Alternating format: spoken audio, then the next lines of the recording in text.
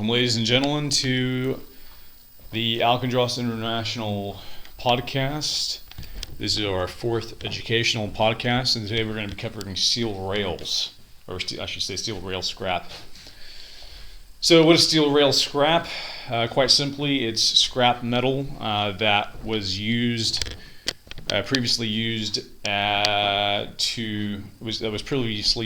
tracks for trains to go on.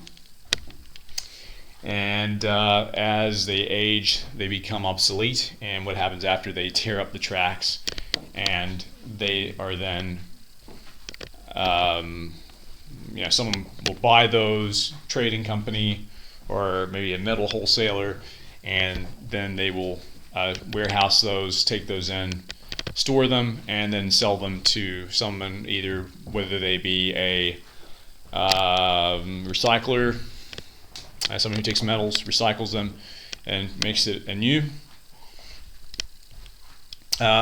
or someone else who might have some other purpose, might have some other use for.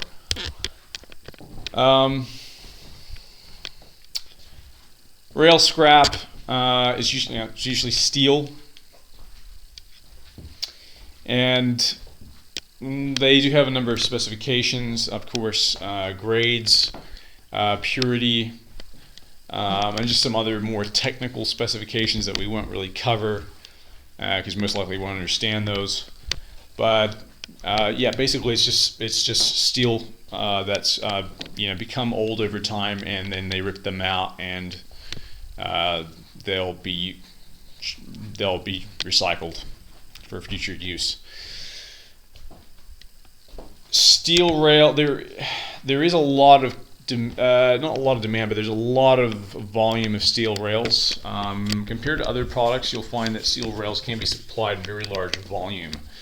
So you will find suppliers out there who can supply hundreds of thousands of metric tons of steel rail, because there's obviously a lot of rail across the globe that's over time, of course, it's gotten old and it gets ripped up.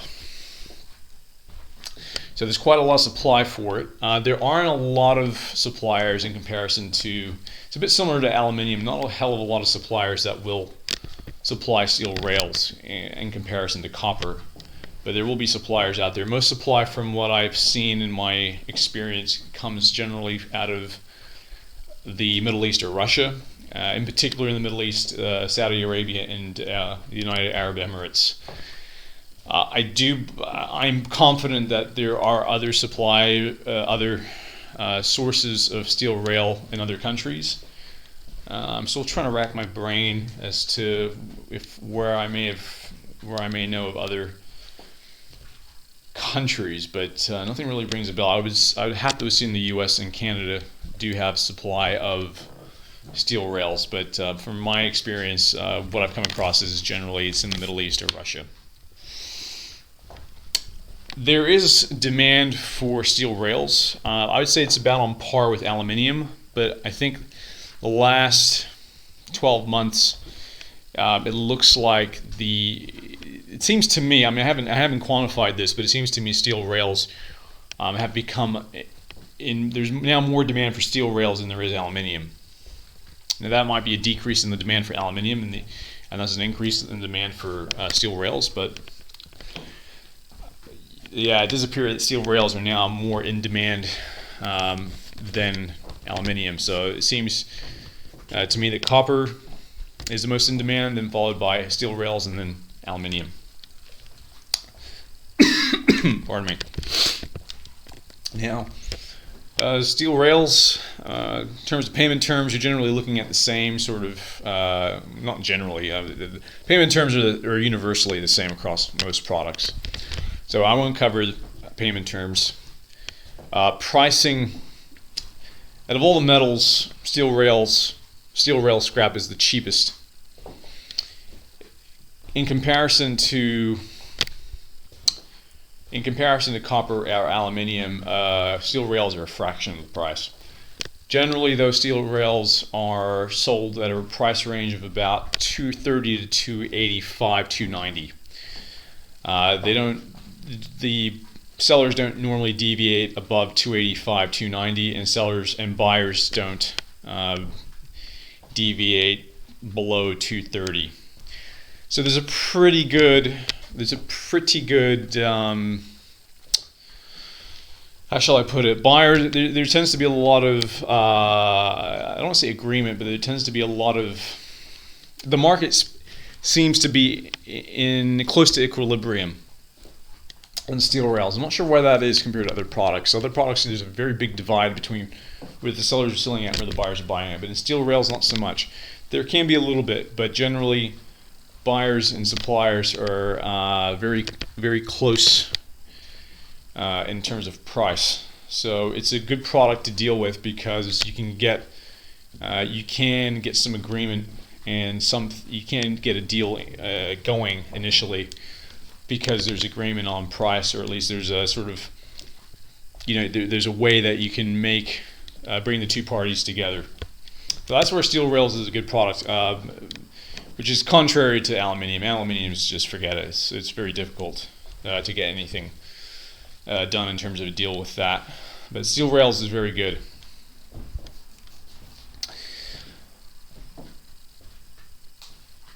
In terms of where the buyers are for it, my experience has been there is demand in Vietnam. I have had there has been a request or two from Vietnam, so Vietnam is one place. There is demand for steel rails as well in the Middle East. So there's a fair amount of it there. That's where I believe, from my experience, it's where most demand tends to come from, in the Middle East. And I believe a little bit from South Korea. So it generally tends to be sort of in East Asia and in the Middle East is where you're going to get your most demand for steel rails. Now, as to what steel rails look like, I'll show you a few pictures just to get you acquainted.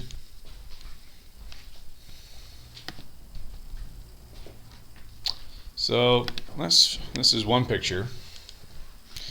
So some look darker, some look more lighter, some are more gray, others are more red, or I should say rusty looking, or have that kind of rusty brown look.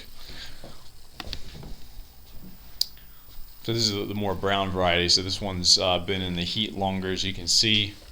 It's older compared to the other ones. I might just show you that one again because I think I might have clicked that a little bit too soon. So that's a good picture, nice big picture, clear picture. You can see that. And there's some more here, so they've been stacked a bit.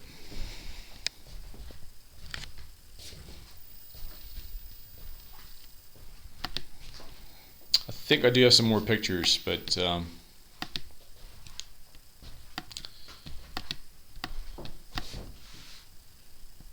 maybe not. They might be further down in my photo gallery here. Here, yep, here's one. So that one, yeah, that one looks pretty well rusted, but not beyond use. So it's more kind of weathered. I don't think they're all fully rusted. That one, the bottom looks like it is, but it doesn't look like it's affected. It doesn't look like the material has lost its integrity. It does look like there's a bit of corrosion here, but generally it looks like the rail has still kept its shape. I think there's one more picture I have. So here's another one. So again, also a bit rusted, as you can see. So most likely in some of these are in Saudi Arabia, so you can see that the heat has affected them to the point where they've become very brown, reddy brown, British brown. So I'm not sure what else I can tell you about steel rails. So they do come in large. Suppliers can supply a large volume of steel rails, oftentimes more so than any other metal. I've talked to you about the market price, payment terms. Well, those don't need to be discussed. Price, sort of geography. I don't think there's much more I can tell you about steel rails. If I do have anything else that comes to mind, I will probably make another podcast about it and cover it again. But I think we'll leave it there for now. So that concludes this educational podcast about steel rails. On behalf of Alkindros International Trading, this is Konstantin Kai Alkindros signing out. Thanks for listening.